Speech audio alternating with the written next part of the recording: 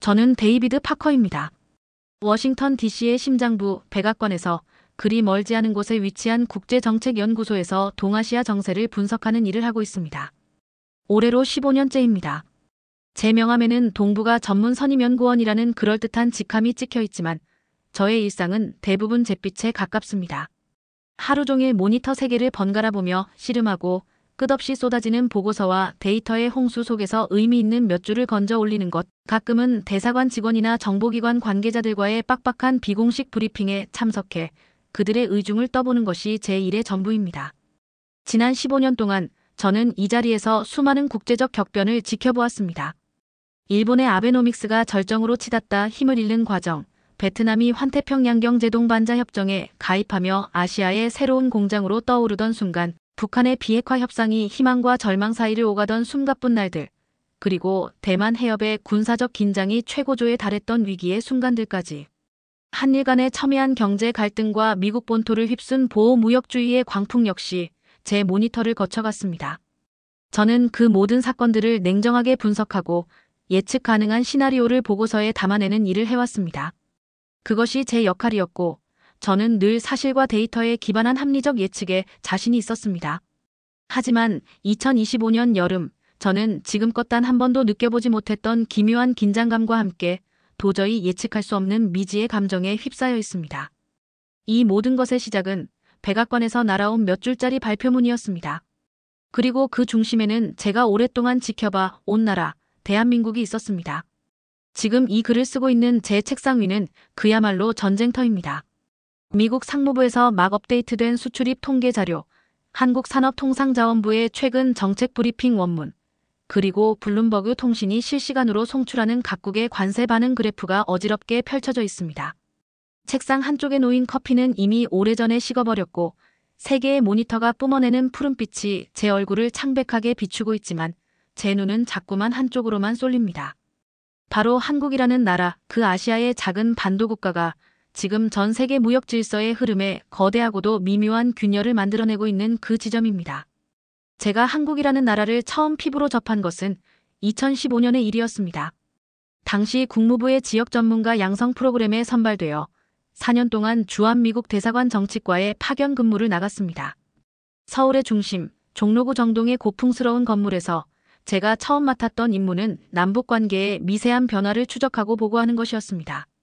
하지만 시간이 흐를수록 저의 관심은 남북 문제보다 이 나라가 가진 독특한 구조적 태도와 그 변화의 양상에 쏠리기 시작했습니다. 겉으로 보기에 한국의 외교관이나 관료들은 무척 온화하고 예의 바릅니다. 공식 석상에서는 언제나 한미동맹의 굳건함과 상호 신뢰의 중요성을 강조하곤 했습니다. 하지만 그런 공식적인 수사가 거친 비공식적인 대화의 자리에서 그들은 놀라울 정도로 냉철하고 치밀한 계산기를 두드리는 사람들이었습니다. 특히 청와대 국가안보실 인사들과 가졌던 몇 차례의 깊이 있는 대화에서 저는 그런 인상을 아주 강하게 받았습니다. 그들은 동맹이라는 틀 안에서도 자국의 이익을 극대화하기 위한 날카로운 논리를 숨기지 않았습니다. 그리고 그중 한 명, 제가 유독 잊지 못하는 인물이 바로 지금 이 순간 제가 모니터 너머로 가장 예의주시하고 있는 핵심 인물입니다. 그의 이름은 윤지환. 당시에는 국가안보실의 젊은 행정관이었지만 지금은 청와대 안보전략비서관이라는 중책을 맡고 있습니다. 그는 말이 많지 않았고 좀처럼 자신의 감정을 얼굴에 드러내는 법이 없는 사람이었습니다. 그런데 며칠 전 바로 그 윤지환 비서관에게서 아주 짧은 메시지가 하나 도착했습니다. 평소 그의 성격을 생각하면 지극히 이례적인 일이었습니다. 다가오는 8월 1일, 무언가 달라질 수 있습니다. 이 상황을 미국도 과거와는 다른 시각으로 아주 진지하게 지켜볼 필요가 있을 겁니다. 단 2문장이 전부였습니다. 그리고 그 메시지를 받은 지 채 하루가 지나지 않아 백악관은 그야말로 관세 폭탄을 터뜨렸습니다. 과거의 저였다면 그저 예정된 수순의 하나라고 치부했을 겁니다. 미국은 언제나처럼 힘의 논리를 앞세워 압박을 가했고 한국은 늘 그래왔듯이 적절한 수준에서 명분을 챙기며 협상하고 물러서는 길을 택했을 테니까요. 때로는 격한 유감을 표명하며 화내는 척했고 때로는 언론을 이용해 여론전을 펼치기도 했지만 최종적으로는 항상 미국의 요구를 일정 부분 수용하는 것으로 갈등을 봉합해 왔습니다. 왜냐하면 그것이 강대국 옆에 자리한 중견국이 선택할 수 있는 가장 현실적인 외교라고 모두가 심지어 한국 스스로도 믿어왔기 때문입니다. 하지만 윤지환 비서관의 메시지는 그 모든 익숙한 공식을 뒤흔드는 묘한 울림을 담고 있었습니다. 무언가 달라질 수 있다. 단순한 경고가 아니었습니다. 마치 거대한 전환점이 오고 있음을 알리는 조용한 예고편 같았습니다.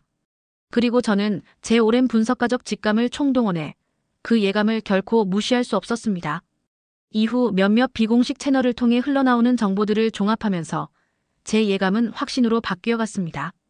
한국의 이번 침묵은 단순한 불만 표출이나 어설픈 시간 끌기가 아니었습니다. 그들은 지금껏 누구도 상상하지 못했던 전혀 다른 방식의 대응을 준비하고 있었습니다. 겉보기에는 더없이 고요하고 평온하지만 그 수면 아래에서는 분명 거대하고 낯선 에너지가 꿈틀거리고 있었습니다. 제가 지금 키보드 위에 손을 올리고 이 긴 글을 쓰기 시작한 이유도 바로 거기에 있습니다. 이것은 단순한 관세 분쟁의 기록이 아닙니다.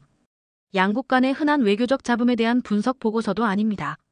저는 지금 대한민국이라는 한 국가가 스스로를 미국의 하위 파트너가 아닌 동등한 결정권을 가진 플레이어로 자리매김하려는 장엄한 과정을 목격하고 있습니다.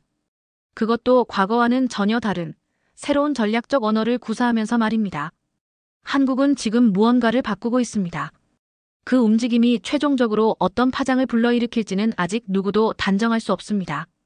하지만 단 한 가지는 확실합니다.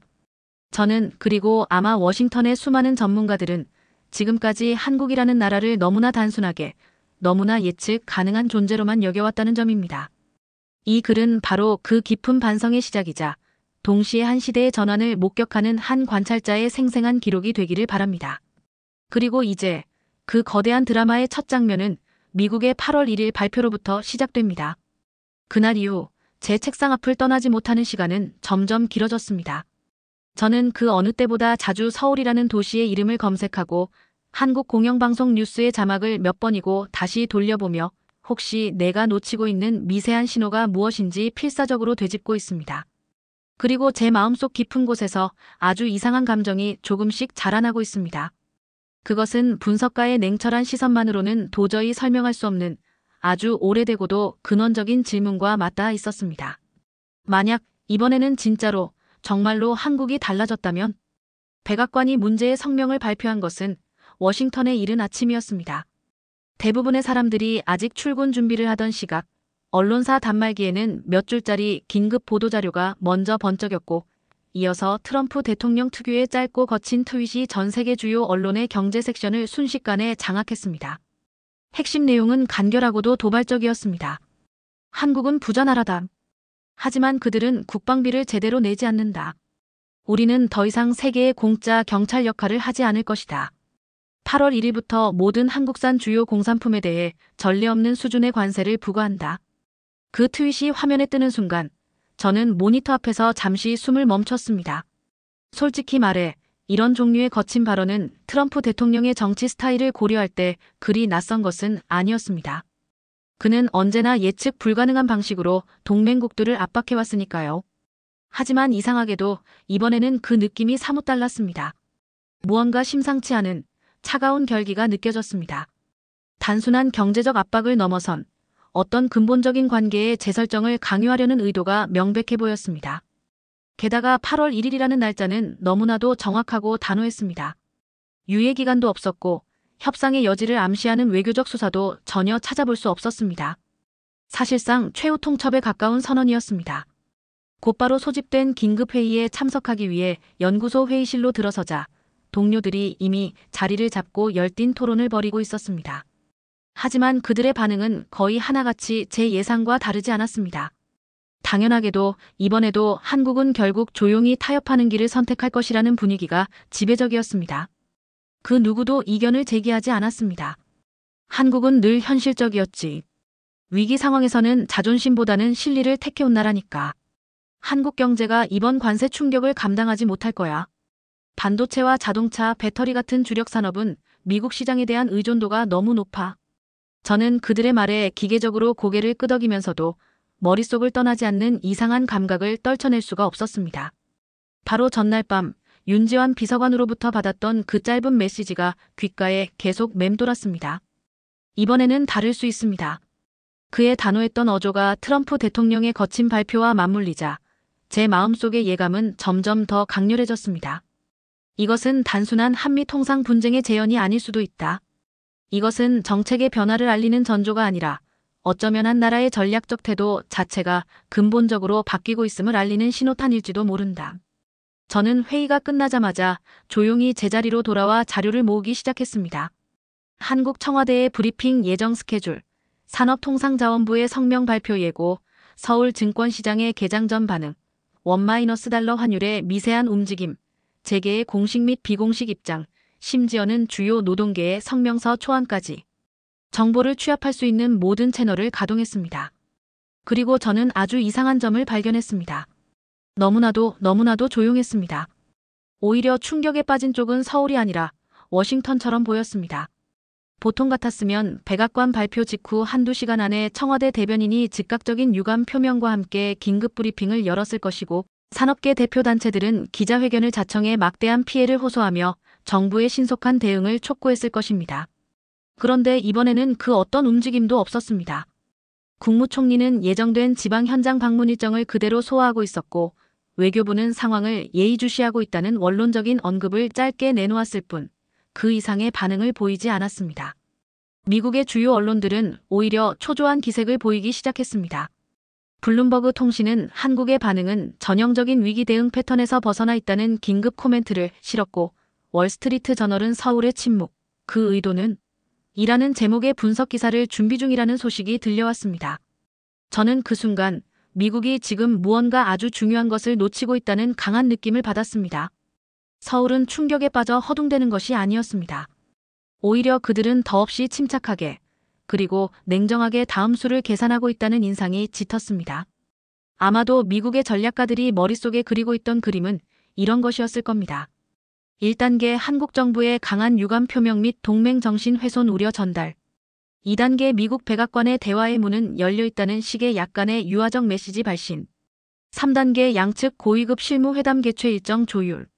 4단계 한국이 몇 가지 작은 양보안을 제시하고 미국은 실질적인 관세 철회 없이 일부 품목을 제외해주는 선에서 합의. 5단계 트럼프 대통령은 내가 강력하게 밀어붙여 위대한 승리를 거두었다고 선언.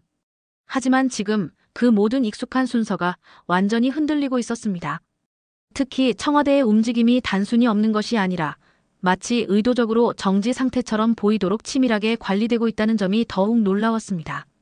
저는 과거 서울에서 근무하던 몇 년 동안 한국 정치의 가장 무서운 무기 중 하나가 바로 의도된 무대응 혹은 전략적 모호성이라는 것을 어렴풋이 배운 적이 있습니다. 상대가 예측 가능한 반응을 기대할 때 오히려 아무것도 하지 않음으로써 상대의 계획을 무력화시키고 혼란에 빠뜨리는 고도의 심리전. 그리고 지금 바로 그 무기가 다시 꺼내지고 있었습니다. 이번에는 그 함정에 미국이 스스로 빠져들고 있는지도 모른다는 생각이 들었습니다. 제가 몸담고 있는 이 정책연구소는 워싱턴의 그 어떤 기관보다 한미 관계에 대한 깊이 있는 데이터를 축적해왔다고 자부합니다. 그리고 그 데이터가 한결같이 보여주는 것이 바로 위기 상황에서 한국이 보여왔던 전형적인 반응 패턴이었습니다. 사실 저희 연구소 내부에서 공유되는 브리핑 자료들만 봐도 지난 수십 년간 거의 똑같은 문장이 반복해서 등장합니다. 한국은 지정학적 리스크 속에서도 한미동맹이라는 대전제를 훼손하지 않기 위해 언제나 전략적 유연성을 발휘해왔다. 말이 좋아 전략적 유연성이지 그 실체를 들여다보면 대부분 선제적 양보에 가까웠습니다. 미국의 요구가 거칠든 정교하든 한국은 그 요구를 받아들이는 속도와 방식을 조절했을 뿐 최종적인 방향은 거의 늘 미국의 의도대로 흘러갔습니다. 저는 그것을 책상 위에서뿐만 아니라 현장에서 직접 목격했던 사람 중 하나입니다. 2017년 말 제가 아직 주한미국 대사관에서 근무하던 시절 트럼프 행정부는 주한미군 방위비 분담금의 대폭 인상을 강력하게 요구했습니다. 공식적인 외교 채널에서는 상호 호혜적인 협의라는 점잖은 말이 오갔지만 저희가 내부적으로 주고받는 비공식 대화에서는 이건 거의 강요에 가깝다는 분위기가 팽배했습니다. 그런데도 당시 한국 정부는 결국 그 요구를 상당 부분 수용하는 길을 택했습니다. 이유는 간단했습니다. 동맹의 근간을 흔들 수 있는 정면 충돌을 피하는 것이 단기적인 경제적 손실보다 더 큰 국가 이익이라는 전략적 판단이었습니다. 그때 한국 정부는 융통성 있는 현실주의라는 기조 아래 미국과의 갈등을 최소화하는 데 모든 외교력을 집중했습니다. 언론을 통해 국민 감정을 지나치게 자극하는 플레이도 철저히 절제되었고 내부의 반발을 조용히 다독이며 협상을 마무리지었습니다. 결과적으로는 미국과의 관계의 파국을 막았고 국내 정치적 혼란도 피할 수 있었습니다. 그러니 이번 관세 폭탄 사태 역시 그렇게 해결될 것이라고 워싱턴의 그 누구라도 생각하는 것이 지극히 당연했습니다. 이번 사태가 터졌을 때 저희 연구소 내부의 분위기는 정확히 이랬습니다. 며칠 안에 청와대에서 반응이 나올 거야. 아마 외교 채널을 통해 유감을 표명하면서 물밑 접촉을 시작하자는 신호를 보내겠지. 재계와 정부가 한 목소리로 미국 기업들과의 협력 관계를 강조하는 메시지를 던질 테니 결국 큰 파장 없이 봉합될 문제야. 심지어 저는 어떤 동료가 내부 브리핑 중에 이런 말을 하는 것까지 똑똑히 들었습니다. 걱정할 것 없어. 한국은 항상 제때의 상황을 정리하잖아. 그러니까 동맹이지. 그 말이 이상하게 제 가슴에 날카로운 파편처럼 걸렸습니다. 항상 제때에 정리한다. 이 표현은 대등한 협상의 파트너에게 쓰는 말이 아니었습니다. 마치 주인이 던진 명령을 제 시간에 수행하는 충실한 조수에게나 어울릴 법한 한국을 하나의 기계적이고 수동적인 대응국가로만 보는 듯한 뉘앙스가 짙게 배어 있었습니다. 그 순간 제 머릿속에 다시 한 사람의 얼굴이 떠올랐습니다. 윤지환 비서관. 그는 제게 분명히 말했습니다. 이번엔 다른 겁니다. 이건 단순한 대응이 아닙니다. 저는 그의 말을 몇 번이고 곱씹으면서도 한편으로는 제 오랜 경험에 기반한 분석적 이성이 그 말을 믿지 않으려 했습니다.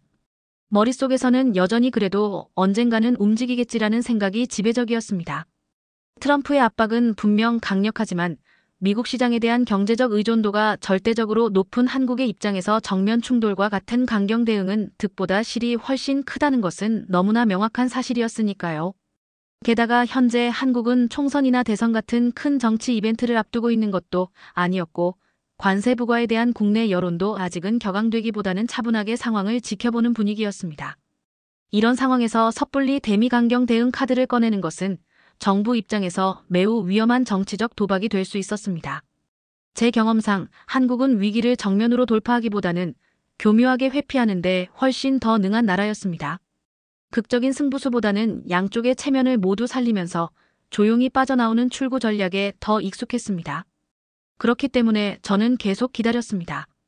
청와대 대변인의 공식 기자회견을, 외교부 장관의 방송 인터뷰를, 주요 경제단체의 공동 입장문 발표를. 하지만 이상하게도, 정말 이상하게도 그 어떤 것도 나오지 않았습니다. 기자들이 집요하게 질문을 던져도 돌아오는 대답은 모든 가능성을 열어두고 신중히 검토 중이다라는 의미를 파악하기 힘든 말의 반복뿐이었습니다. 이상했습니다. 너무나 이상했습니다. 게다가 하루 이틀이 지나도 서울 금융시장은 놀라울 정도로 안정적이었습니다. 원달러 환율은 소폭의 등락만 거듭했을 뿐 요동치지 않았고 코스피 지수 역시 비교적 안정적인 흐름을 유지했습니다. 무역협회, 대한상공회의소, 전경련 등 재계를 대표하는 단체들도 마치 약속이나 한 듯 침묵을 지켰습니다. 이건 마치 한국이라는 국가 전체가 사전에 입이라도 맞춘 듯한 거대하고 조직적인 침묵처럼 느껴졌습니다.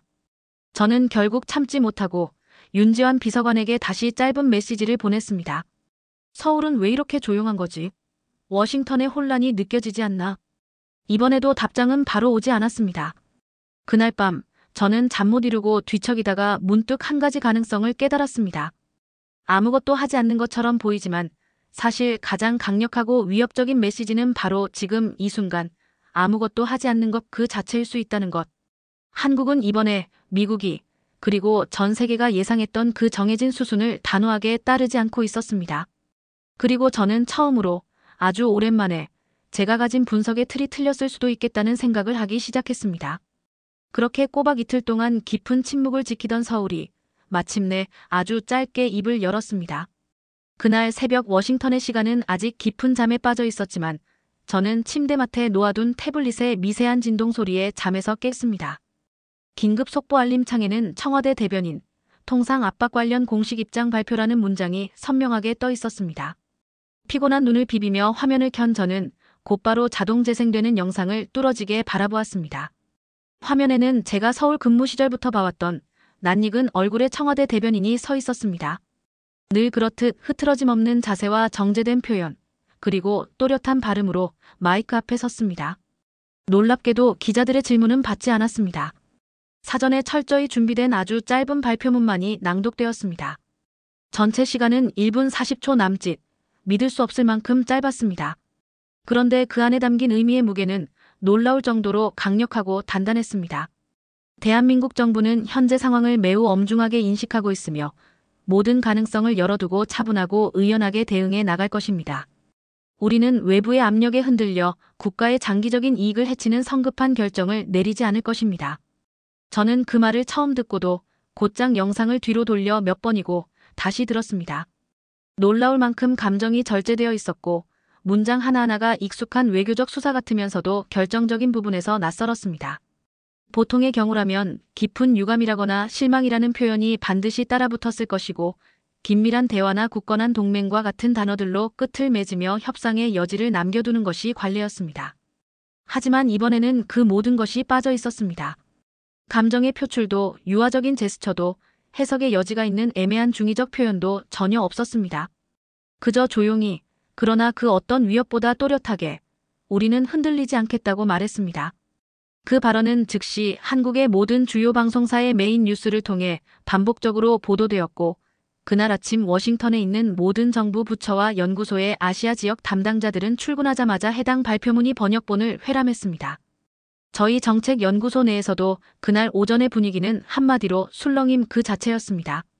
그 누구도 청와대의 첫 공식 반응이 이처럼 단정하고 짧을 것이라고는 예상하지 못했습니다. 우리가 익히 알고 있던 한국 특유의 외교적 수사는 온데간데 없이 사라졌고 그 자리를 대신한 것은 고요하지만 단호한 거리두기였습니다. 이건 반응이라고 할 수 없잖아. 그냥 침묵을 공식화한 선언 아닌가. 회의실에서 동료 중 한 명이 혼잣말처럼 중얼거렸습니다. 저는 그 말에 조용히 고개를 끄덕였습니다. 그의 표현이 정확했습니다. 이건 미국이 기대했던 반응이 아니었습니다. 이것은 미국의 기대를 정면으로 거부한 선언이었습니다. 미국이 원하는 반사적인 대응을 하지 않고 앞으로의 모든 대응 시점과 방식을 우리 스스로 정하겠다는 의미를 담은 짧지만 묵직한 한 줄의 선언이었습니다. 제가 특히 주목한 것은 그 메시지가 미국을 향해 직접적인 비난이나 공격적인 언사를 단 한마디도 사용하지 않으면서도 명확하게 미국을 염두에 두고 있다는 점이었습니다. 표현은 지극히 부드러웠지만 그 안에 담긴 의지는 강철처럼 단단했습니다. 서울은 더 이상 이 게임의 대응 시점을 워싱턴에 넘겨주지 않겠다는 의지를 전 세계를 향해 명백히 드러낸 것입니다.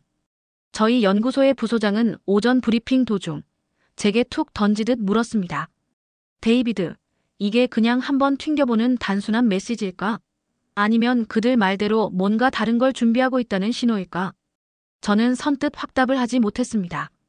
솔직히 말해 아직은 저조차도 혼란스러웠기 때문입니다.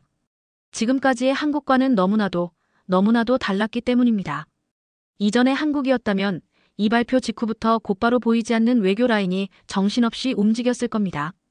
백악관 국가안보회의와 청와대 안보실 사이에 메시지가 오가고 주미 한국대사가 국무부와 의회를 분주히 오가며 상황을 설명하고 양국의 상공회의소나 대기업 CEO들이 나서서 통상 압박의 부작용을 언론에 흘리면서 자연스럽게 협상 테이블로의 복귀를 유도했을 것입니다.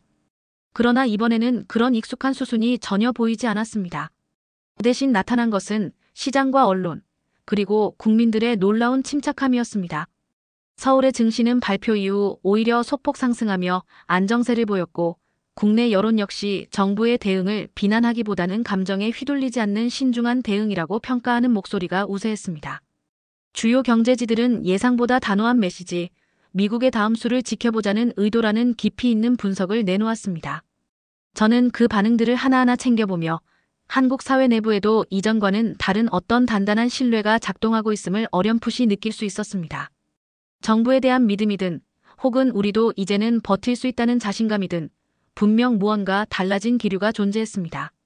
그리고 그날 오후 저는 윤지환 비서관에게 다시 메시지를 보냈습니다. 이번 발표 아주 의외였어. 워싱턴 쪽 반응이 심상치 않아. 얼마 지나지 않아 그에게서 아주 짧은 답장이 돌아왔습니다. 아직 시작도 안 했습니다.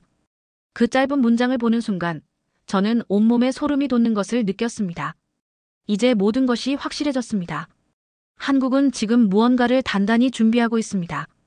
그리고 그들의 이 기나긴 침묵과 의도된 무대응은 결코 수세적인 방어가 아니라 치밀하게 계산된 반격을 위한 시간과 공간의 확보라는 것을.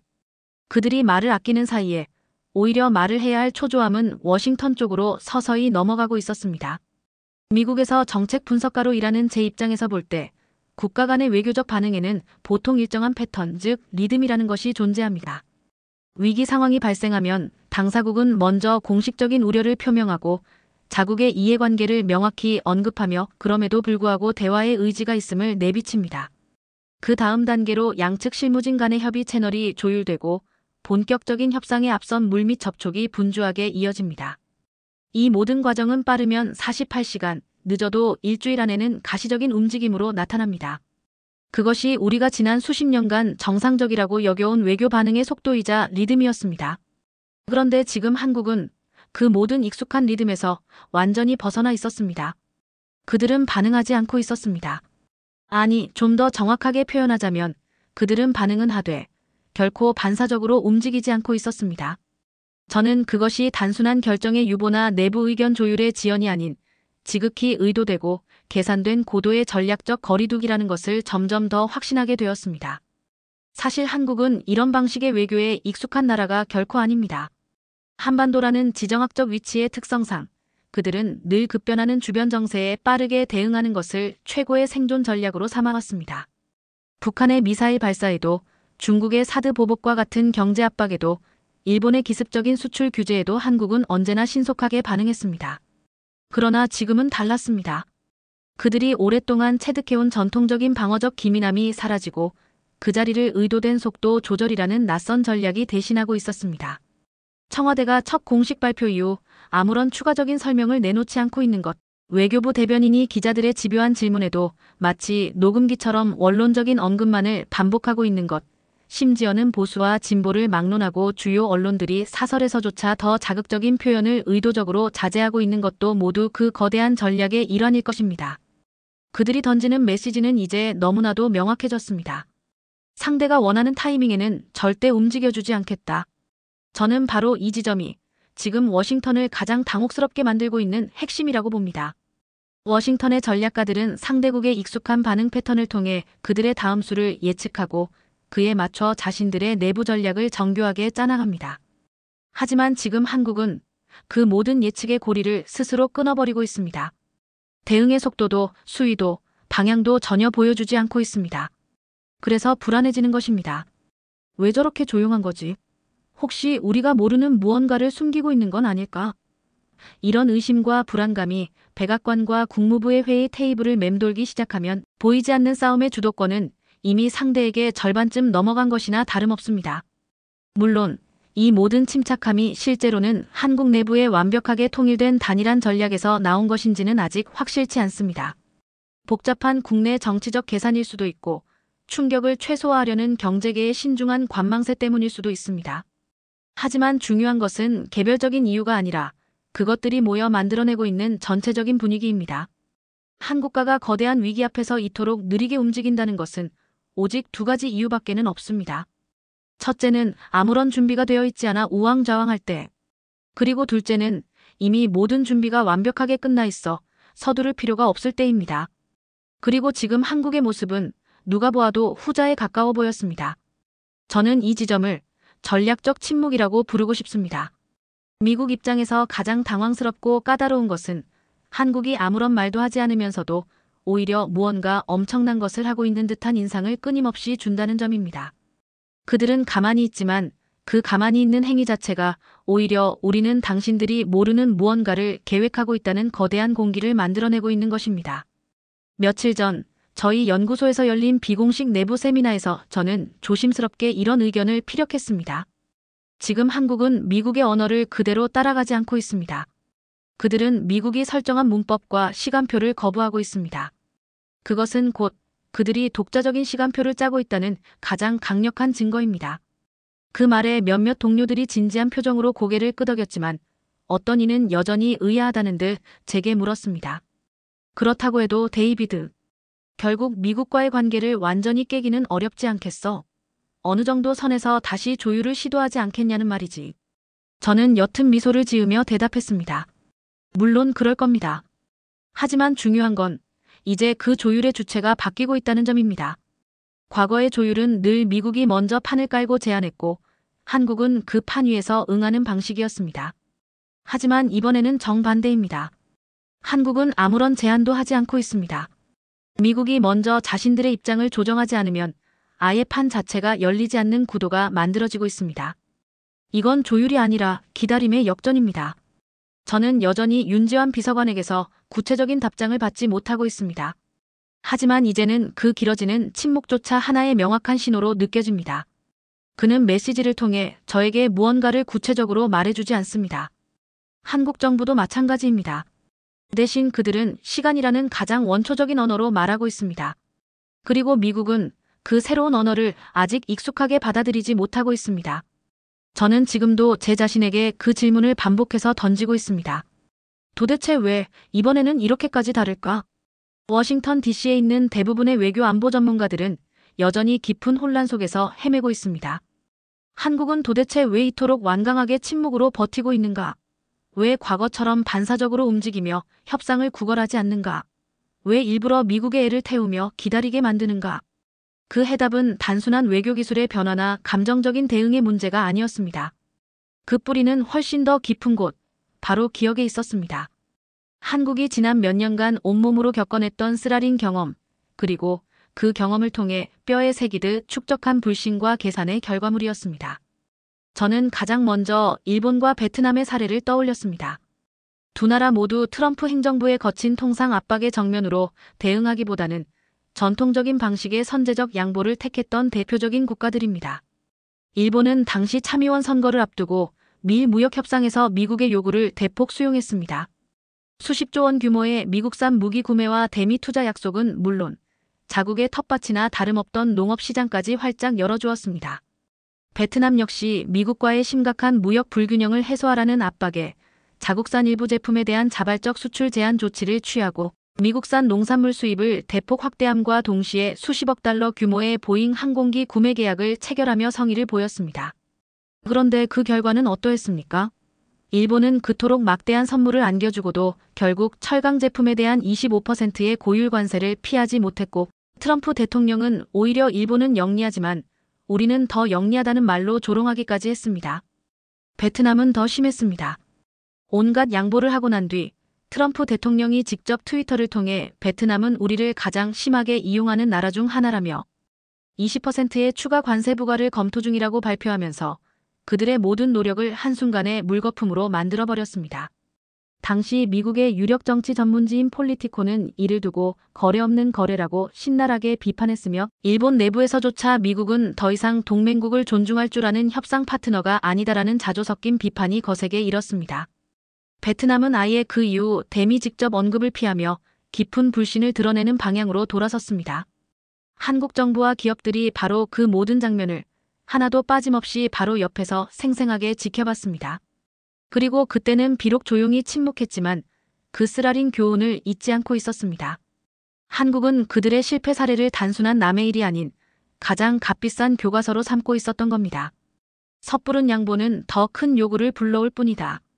이 단순한 명제가 지금 한국의 외교 전략을 관통하는 핵심 원칙이 되어 있었습니다. 저는 며칠 전 저희 연구소의 국제무역 데이터베이스에 접속해 한국과 관련된 최신 수치들을 다시 한번 정리해 보았습니다. 그리고 그 숫자들 속에서 한국의 자신감의 근거를 발견할 수 있었습니다. 지난 4년간 한국의 주요 기업들이 미국 본토에 직접 투자한 금액은 약 470억 달러에 달했습니다. 조지아주의 전기차 공장, 텍사스주의 거대한 반도체 팹, 미시간주의 배터리 생산기지, 인디애나주의 의약품 생산시설 등 미국의 핵심 산업지대에 한국 기업들의 거점이 줄지어 들어서 있었습니다. 현대자동차와 기아, LG에너지솔루션, 삼성전자, SK하이닉스와 같은 이름들은 이제 단순히 외국 기업의 이름이 아니었습니다. 그들은 미국의 고용시장과 지역경제에 막대한 영향을 미치는 핵심 플레이어였습니다. 특히 2023년과 2024년 단 2년 사이에 한국 기업들이 미국 내에서 새롭게 창출한 양질의 일자리는 무려 6만 개 이상으로 집계되었습니다. 이것은 더 이상 단순한 수치가 아니었습니다. 이것은 바로 미국 내 주요 경합주의 선거구 민심과 직결되는 가장 강력한 정치적 지렛대였습니다. 저는 청와대의 윤지환 비서관이 이 숫자의 무게를 모를 리 없다고 생각했습니다. 그리고 지금의 이재명 정부 역시 마찬가지일 것입니다. 그들은 자신들이 더 이상 일방적으로 압박만 당하는 위치가 아니라 오히려 미국을 압박할 수 있는 강력한 카드를 손에 쥐고 있다는 사실을 이번에는 그 누구보다 확실하게 인식하고 있었습니다. 이번 상황은 과거의 그 어떤 통상 분쟁과도 근본적으로 달랐습니다. 과거의 한국은 한미동맹의 안정성과 대미안보 의존도를 최우선 가치로 여기며 경제적 손실이 있더라도 그래도 참자는 전략적 인내를 선택해왔습니다.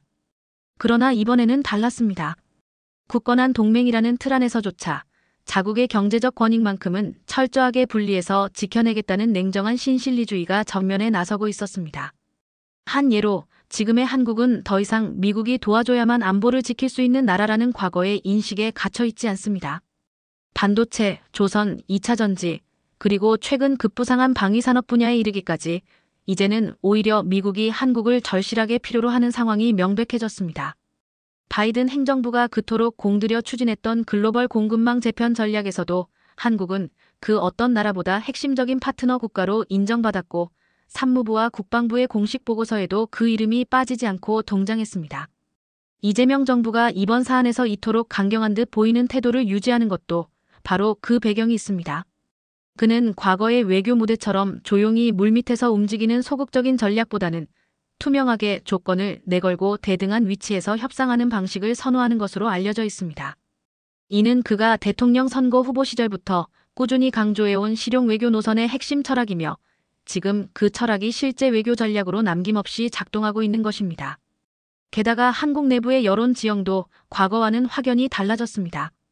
이제는 동맹이니까 무조건 참아야 한다는 낡은 정서보다는 진정한 동맹이라면 서로를 더 공정하게 대해야 한다는 당당한 목소리가 훨씬 더 커졌습니다. 청와대가 그 변화된 국민들의 인식을 모르고 있을 리가 없습니다. 그러니 이번에는 다르게 움직이는 것입니다.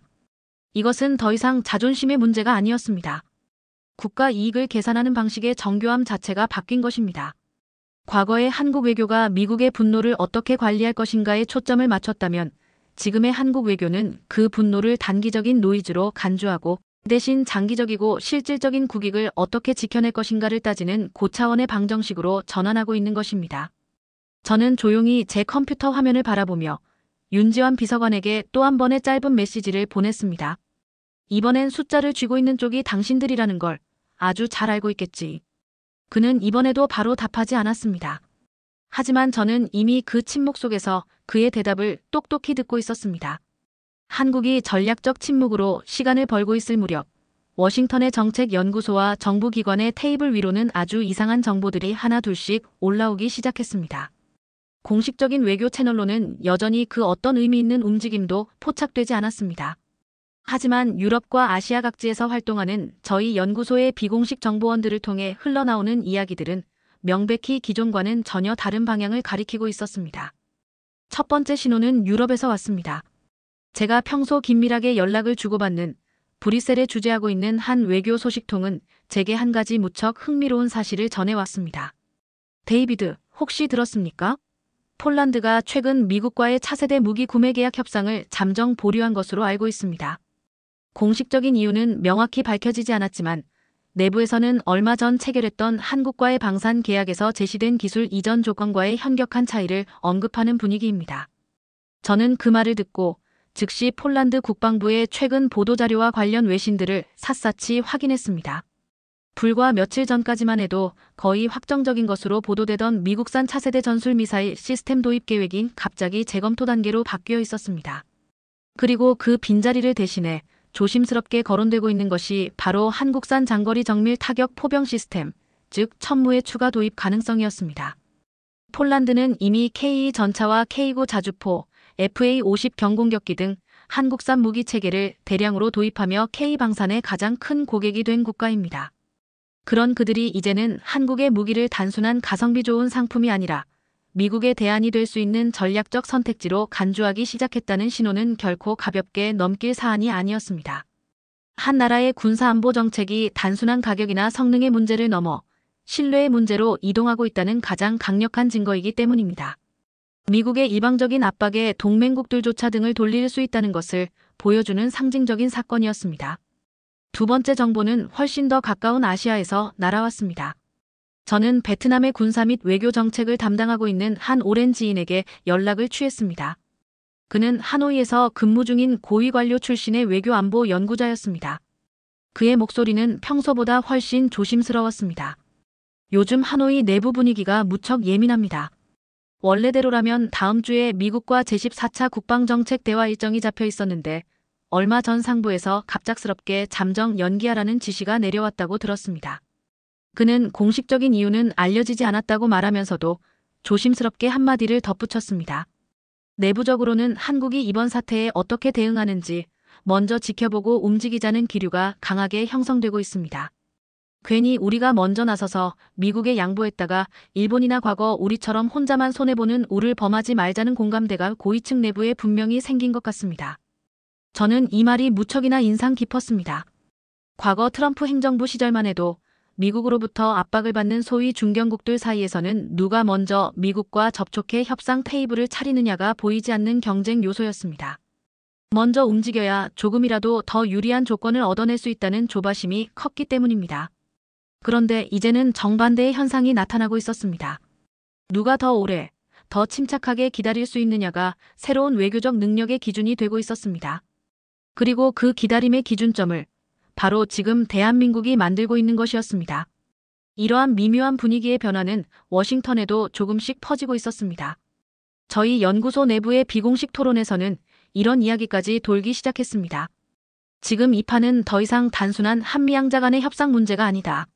한국이 보여주고 있는 이 전략적 거리두기가 그동안 미국의 압박에 숨죽여왔던 다른 나라들의 자율외교 실험에 강력한 영향을 미치고 있는 것이다.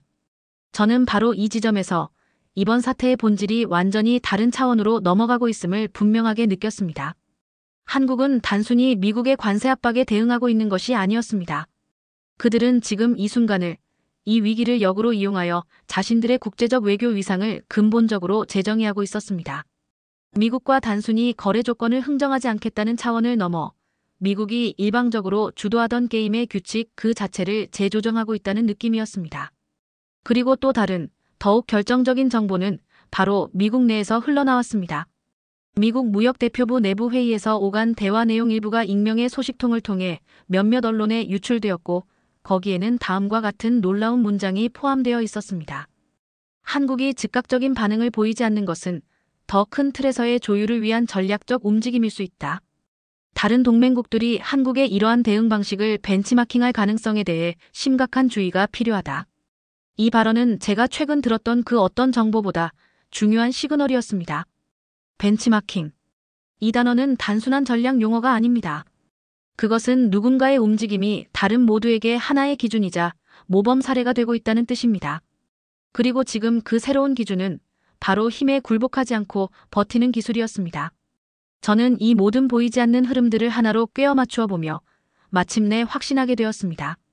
이 싸움은 단지 관세율 25%를 놓고 벌이는 실무적이고 기술적인 협상이 아니었습니다.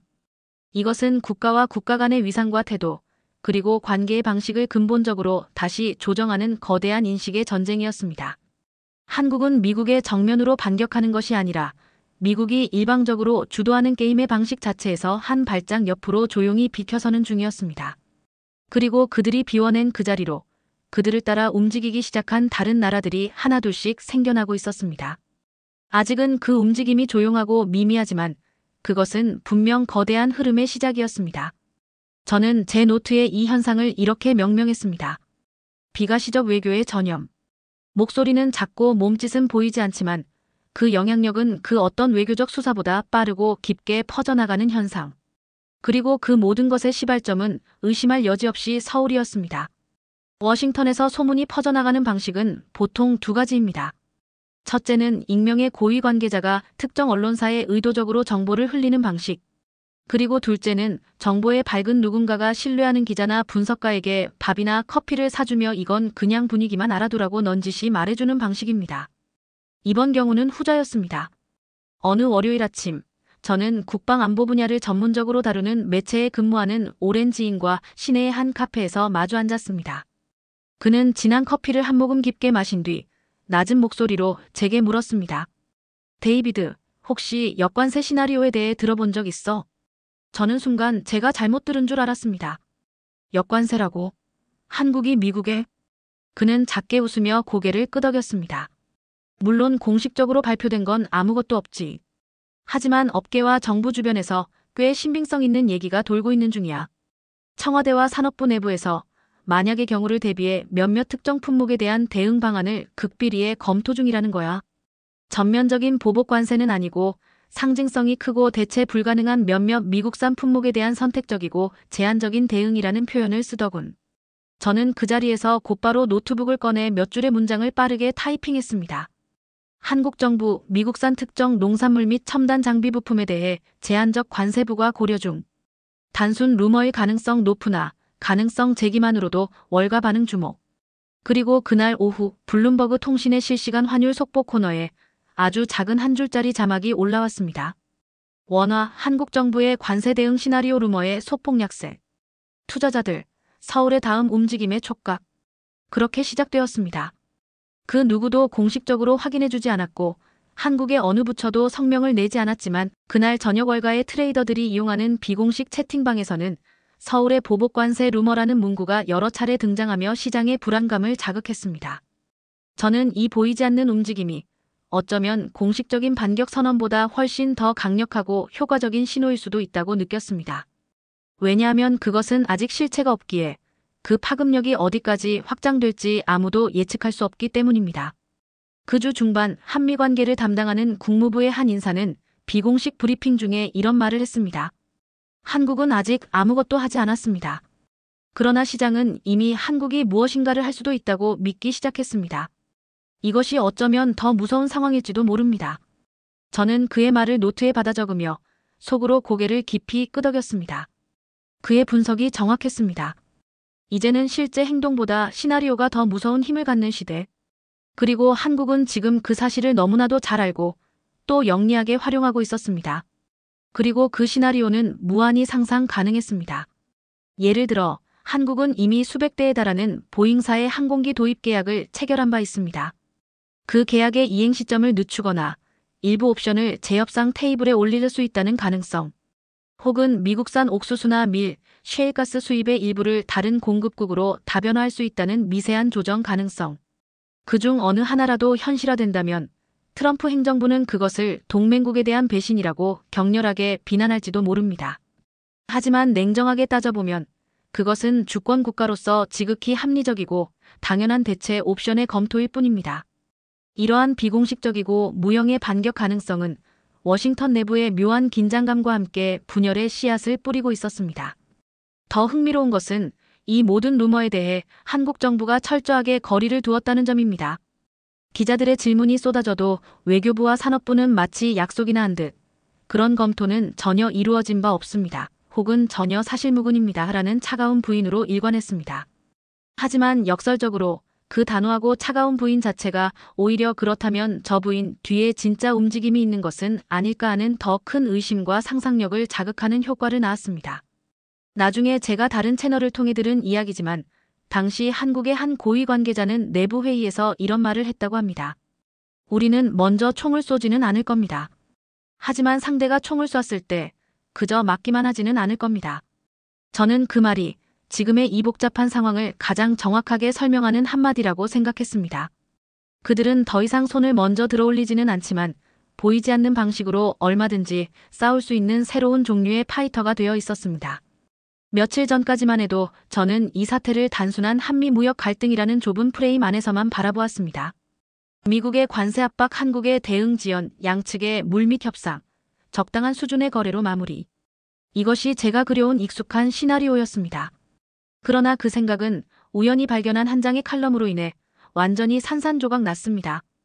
그날 아침 저는 습관처럼 파이낸셜 타임스의 온라인판을 훑어보다가 한 칼럼 코너에서 눈길을 단번에 사로잡는 제목을 발견했습니다. 제목은 짧고도 강렬했습니다. 한국은 지금 미국에게 말하는 것이 아니다. 그들은 세계를 향해 말하고 있다. 처음에는 그저 평범한 수사학적 표현이겠거니 생각했습니다.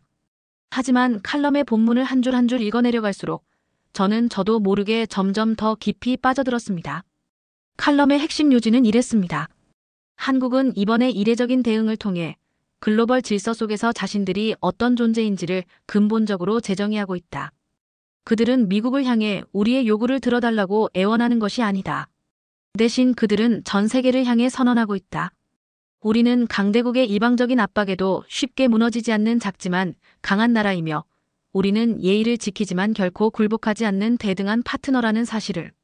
그리고 그 조용한 메시지는 지금 워싱턴이 아니라 브뤼셀과 베를린, 자카르타와 하노이, 그리고 오타와와 같은 미국의 압박을 한 번이라도 경험해 본 수많은 나라의 수도를 향해 은밀하고도 강력하게 퍼져나가고 있다. 저는 그 문장을 읽는 순간 문득 3년 전의 한 기억이 섬광처럼 스쳐 지나갔습니다. 당시 저는 아세안 국가의 한 고위 관료와 식사를 하는 자리가 있었습니다. 그는 제게 이런 말을 한 적이 있습니다. 데이비드, 솔직히 한국은 우리 같은 나라들이 가장 되고 싶어하는 나라입니다. 강대국들의 틈바구니 속에서 자신들만의 방식으로 생존하고 목소리를 내는 법을 본능적으로 알고 있는 것 같아요. 그때는 그저 의례적인 외교적 찬사라고 생각하며 가볍게 흘려들었지만 지금 이 순간 그 말이 무섭도록 현실적인 정치적 의미를 가진 예언처럼 들렸습니다. 한국의 이번 대응은 단순한 외교 전략, 그 이상의 의미를 품고 있었습니다. 그것은 바로 정체성의 선언이었습니다. 우리는 미국의 위협에도 더 이상 불안해하지 않는다. 우리는 타협할 수는 있지만 결코 무너지지는 않는다. 우리는 존중받을 준비가 되어 있으며 우리를 존중하지 않는 파트너와는 거래하지 않을 수도 있다. 그리고 이 강력한 메시지를 세계는 놀라울 정도로 빠르고 민감하게 받아들이고 있었습니다. 프랑스의 공영방송인 프랑스 24는 저녁 뉴스에서 이재명 한국 대통령은 미국에 찍힌 힘없는 동맹국의 지도자가 아니라 21세기 중견국 외교의 새로운 교본을 쓰는 리더로 부상하고 있다는 앵커멘트를 내보냈습니다. 독일의 유력 외교 전문지인 국제정치는 최신호 표지에 한국 모델 유럽이 배워야 할 교훈.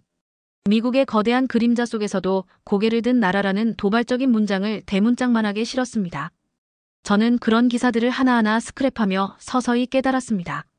이것은 더 이상 한미양자 간의 무역 분쟁이 아니었습니다.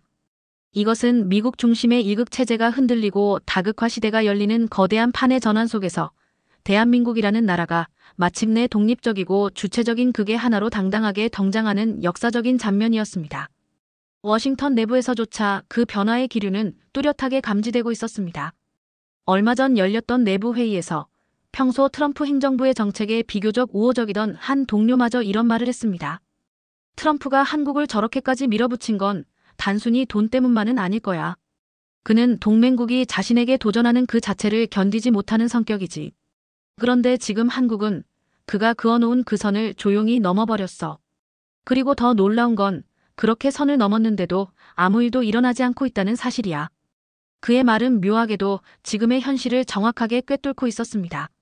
한국은 지금 전혀 큰 소리를 내지 않으면서도 조용히 세계의 무게 중심 속으로 스며들고 있었습니다. 저는 제 노트북 화면에 조용히 한 문장을 더 적었습니다. 이것은 한국이 세계를 향해 던지는 첫 번째 거대한 질문이다. 우리는 과연 얼마나 작은 나라인가? 혹은 우리는 과연 얼마나 준비되어 있는 나라인가? 저는 오랫동안 한국을 전략적 동맹국이라고 불러왔습니다. 그 말 속에는 존중과 애정도 있었지만 솔직히 말해 약간의 보호 본능과 함께 그들을 예측 가능한 틀 안에 가두려는 무의식적인 고정관념 또한 섞여 있었습니다. 한국은 결국 미국의 안보 우산 아래에 있는 국가이며 눈부신 경제 성장을 이루었지만 결정적인 순간에는 결국 미국의 리더십을 따라오게 되어 있어. 그런 저의 낡은 생각은 지난 몇 주간의 사건들을 겪으며 완전히 그리고 철저하게 바뀌었습니다. 저는 백악관의 관세 폭탄 뉴스를 처음 접했을 때 제 보고서 파일에 또 하나의 미국의 압박에 대한 한국의 굴복 사례가 추가되겠구나라고 생각했습니다. 하지만 저의 예상은 너무나도 보기 좋게 빗나갔습니다. 한국은 조용히, 천천히, 그러나 그 누구보다 단호하게 움직였습니다. 그들은 협상 테이블 자체를 거부하지는 않았습니다. 하지만 결코 먼저 고개를 숙여 테이블로 걸어가지도 않았습니다. 그들은 선전포고와 같은 거친 경고장을 날리지 않았습니다. 그러나 상대가 스스로 긴장하고 분열하게 만드는 고요한 기류를 만들어냈습니다. 이재명 정부는 격렬한 항의나 감정적인 호소 대신 묵직하고 의연한 기다림으로 대응했고 그 깊이를 알 수 없는 침묵 속에서 오히려 거인인 줄 알았던 미국이 스스로 균형을 잃고 비틀거리기 시작했습니다. 워싱턴에서는 지금도 여전히 도대체 한국이 왜 무슨 배짱으로 저렇게 나올 수 있는 거지? 라는 질문이 회의실과 복도를 맴돌고 있습니다. 그리고 저는 이제 그 질문에 이렇게 답하고 싶습니다. 그들이 저럴 수 있는 이유는 그들이 지금 누군가에게 복종하던 나라에서 스스로의 갈 길을 스스로 결정하는 나라로 변하고 있는 중이기 때문이야. 제가 처음 한국 땅을 밟았던 2010년대 중반의 대한민국은 여전히 전쟁의 깊은 상처와 냉전 시대의 어두운 그림자 속에서 벗어나지 못한 나라처럼 보였습니다. 하지만 지금 제가 모니터 너머로 보고 있는 2025년의 대한민국은 더 이상 남이 만들어 놓은 규칙을 따르는 수동적인 플레이어가 아니라 새로운 시대의 새로운 규칙을 만드는 창의적인 설계자의 모습으로 서서히 이동하고 있었습니다. 이번 관세 위기 속에서 한국은 단 한마디의 단어로 간단히 정의되지 않습니다. 그들은 약하지도 않았고 그렇다고 무모하게 거칠지도 않았습니다. 그들은 그저 고유하고 균형 잡힌 하나의 독립된 주체로 당당하게 등장했습니다. 저는 그들의 모습을 지켜보며 이제부터는 한국이라는 나라를 완전히 다른 시각으로 더 깊은 존중심을 가지고 바라봐야겠다고 다짐했습니다. 그리고 조용히 제 노트북을 닫으며 이 기나긴 기록의 마지막 줄에 이렇게 남겼습니다. 한국과의 위대함은 때로 그 영토의 크기나 군사력의 규모가 아니라 스스로를 얼마나 깊이 이해하고 신뢰하는가에 의해 결정된다. 그리고 지금 대한민국은 그 어려운 질문에 대해 가장 조용하고도 가장 위대한 방식으로 답하고 있었다. 이번 사연에 대한 여러분의 생각은 어떠신가요? 댓글로 남겨주세요. 오늘 이야기가 감동적이었다면 구독과 좋아요 부탁드립니다. 여러분의 응원이 더 좋은 콘텐츠를 만드는 데 큰 힘이 됩니다. 지금까지 떡볶이 튜브였습니다.